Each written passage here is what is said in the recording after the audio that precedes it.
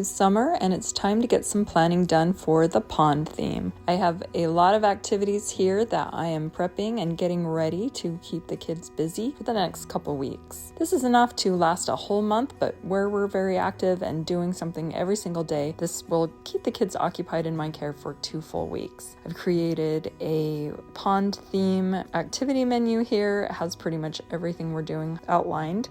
And I've also made some real life images that can go up on the wall. These images are all things connected and related to pond life. That's going to be very fun to have up in our environment for the kids to look at. And the books that we are going to be reading are Jump, Frog, Jump, this DK book. It's a Lift the Flat book called How Does a Frog Grow? And Turtle, Turtle Splash, and then this book in the Small, Small Pond. So these are going to be a lot of fun to have in our library and to be reading to the children for the next couple weeks. For Play-Doh, I have some blue Play-Doh brand Play-Doh, and then I've made a couple pond-themed Play-Doh mats just to give them some inspiration to make their own, recreate their own little ponds, as well as some frogs and other little pond animals that they can squish into the Play-Doh. I think they'll have a lot of fun with those. And I also found some of these little lemon squeezers from the dollar store. I think they'll have a lot of fun squeezing the Play-Doh out with those. And then in the sensory bin, I just have a bunch of these smooth pebbles I'm going to pair up with more little frogs and toys and figurines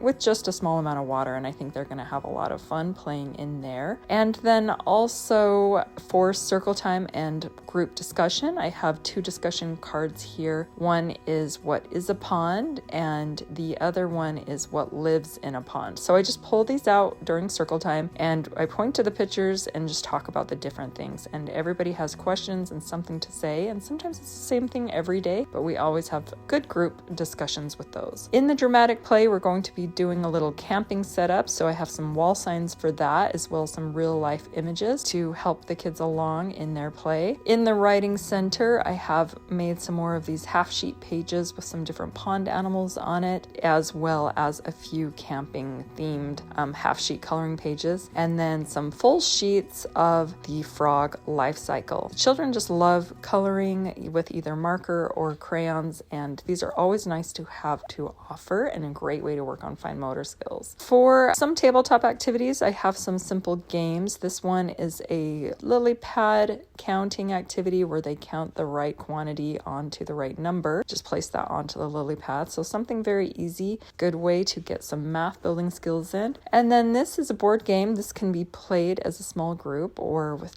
2 friends, or just even a single child could play this alone. So just simply roll the dice and then move a little game piece. I have these toys from the Dollar Tree. They work great as game pieces in this game, but they can roll that dice and count how many lily pads to move and play this game over and over again, and as long as they like. With our game cube, I've made some action cards and play this as a small group where we roll the dice out and they see which animal they get, and then they can act out that animal, like slithering like a snake, hop like a frog, waddle like a duck, swim like a fish, and etc. We will have a lot of fun. They love playing these. And then this one is a very simple matching game. I've basically taken those same little bath toys from the Dollar Tree and I've just stuck on a shapes foam sticker, and I have 2 of each. We can put all of these down on the table and we can play a matching game with these, or they can just simply pull them from the basket and find the matches. So I think there's a few ways we can play with that one. For this tabletop activity, it's just simply a frog life cycle matching puzzle, and they'll take the little pieces and place them right over the top. And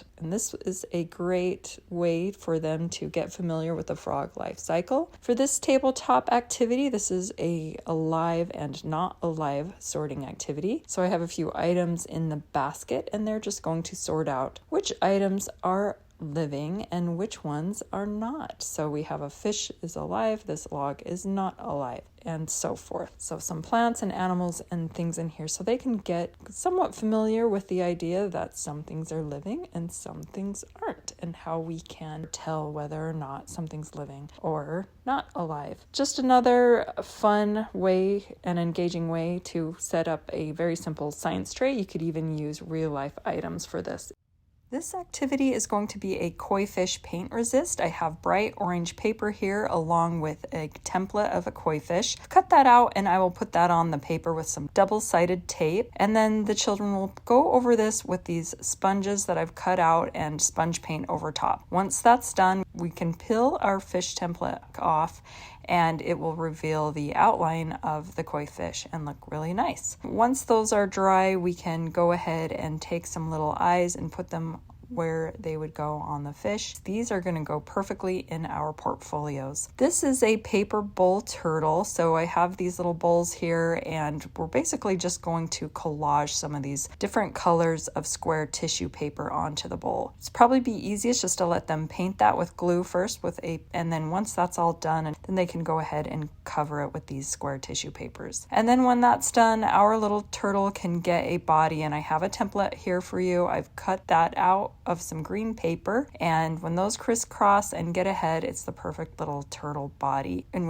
you can glue that right over top of that. Then of course our turtle is going to get some Google eyes, and that is going to be so cute, and these are going to be really fun and easy to do, and I think the kids will have fun playing with these when they're done with them. This is going to be a fish on a line art activity, and so basically each child gets these 2 fish and they will paint that with some watercolor. And then once that's done, we can cut those fish out like this and put some glue so that we can stick those together. And before we stick them together, I'll put a little fish line. This is just a little piece of yarn. You could use some yarn or string or anything like that. So that's going to go in between those, and then we can tie it onto one of these dowels. You could also use a large craft stick for this, and I think they will think that's so fun to have their own little fish on a fishing pole. And once that's all dry, I might even let them take some of these rainbow dot stickers to decorate their fish, and then also make sure their fish gets some eyes as well. And those are going to be super cute and so much fun. This is a little frog puppet out of a paper bag. So I have some green paper bags here. I picked these up at the Dollar Tree, and they're just the perfect size for this. You could also use brown bags and just paint them, or white bags. And so with this little froggy head template, and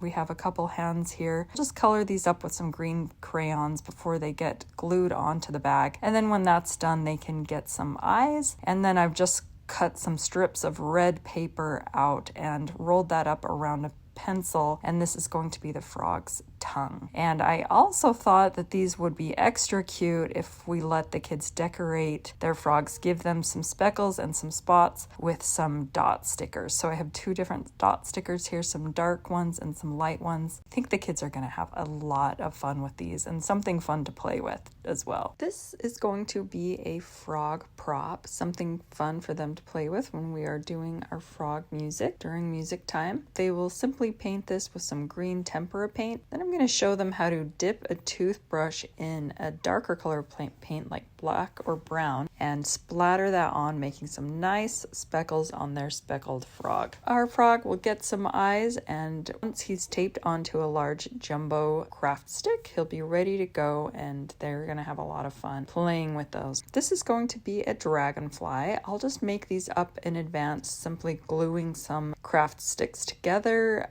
just like so. So the wings are a nice crisscross at the top end of another craft stick. Very simple, but this is going to be fun for them to paint and embellish and create a very beautiful dragonfly to play with. So after they paint that with some tempera paint and it's dry, the next day I'll let them squeeze some glitter glue on there and embellish the wings and make them iridescent and beautiful with some of these sparkly, colorful sequins. They can go ahead and stick those into the glue on the wings or on the back of the dragonfly and decorate that up any way they like, but I think those will look really nice, and those are going to be easy and fun to do as well. This is going to be a Monet inspired pond. This is tempera paint that I found at the dollar store. It says that it's metallic. That might be kind of interesting. I'm just going to squirt some onto the plate. You don't have to use a blue plate.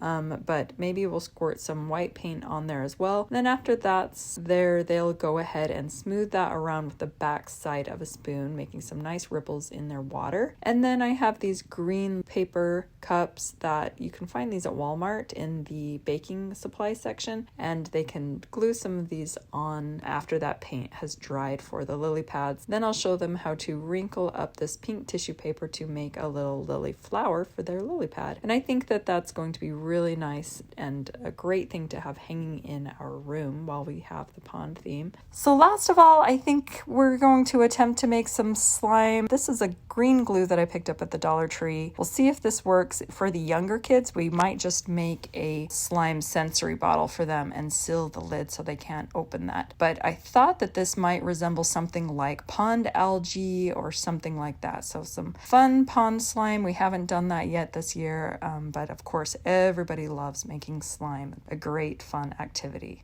Also, I have made up some of these very simple 2-part puzzles. These are always nice to have. The children really enjoy doing these, and this is just kind of a nice language activity. I hope this gives some good ideas and some inspiration for the pond theme. But stay tuned, because very soon I'll be posting a new video showing the kids playing and using these materials. So make sure to subscribe so you don't miss out.